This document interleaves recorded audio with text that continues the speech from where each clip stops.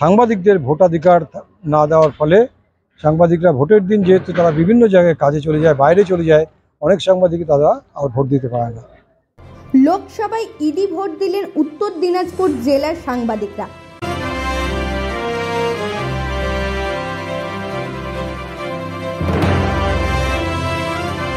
শনিবার রায়গঞ্জ কর্ণজোড়ায় জেলা নির্বাচনী আধিকারিক তথা জেলা শাসকের দপ্তরে গিয়ে পোস্টাল ব্যালটে ভোট দেন সংবাদ মাধ্যমের কর্মীরা।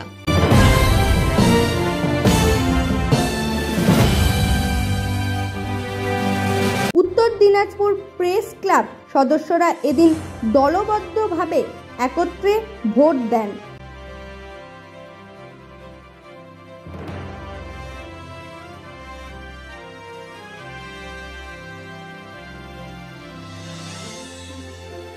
অন্যান্য সরকারি কর্মচারীদের সাথে সাংবাদিকদের এই পোস্টাল ব্যালটে ভোট দেওয়ার ব্যবস্থা করায় খুশি সংবাদ মাধ্যমের কর্মীরা।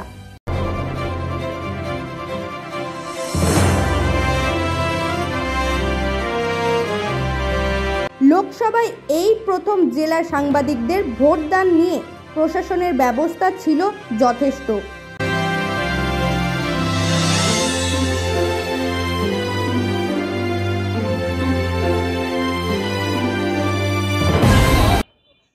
দেখুন, দীর্ঘদিন ধরেই সাংবাদিকরা ভোটাধিকার থেকে বঞ্চিত হয়ে আসছে। কারণ সাংবাদিকরা বিভিন্ন ভোটের কাজে নিজের বুথে গিয়ে ভোট দিতে পারে না, বাইরেই বেশিরভাগ সময় তাদের থাকতে হয়। তো আমরা উত্তর দিনাজপুর প্রেস ক্লাবের পক্ষ থেকেই প্রথম এই দাবি ভারতের নির্বাচন কমিশনের কাছে জানিয়েছিলাম যে সাংবাদিকদের ইডি ভোটাধিকার প্রয়োগ করতে দেওয়া হোক। আজকে নির্বাচন কমিশন সেই সুযোগ করে দিয়েছে। আজকে আমরা সাংবাদিকরা জেলা শাসকের অফিসে এসে সবাই ইডি ভোটের মাধ্যমে ভোটাধিকার প্রয়োগ করতে পারলাম। ফলে আমরা আজকে আনন্দিত এবং নির্বাচন কমিশনকে ধন্যবাদ জানাই। ব্যবস্থাপনা কেমন ছিল? খুব সুন্দর ব্যবস্থাপনা। আমরা আজকে উৎসবের মতো ভোট দিয়ে গেলাম।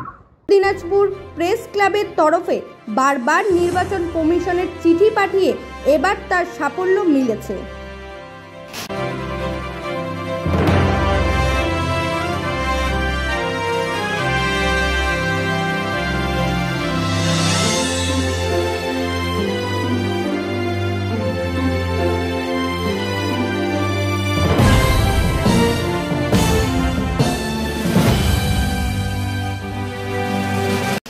Bureau report, royal Bangla TV.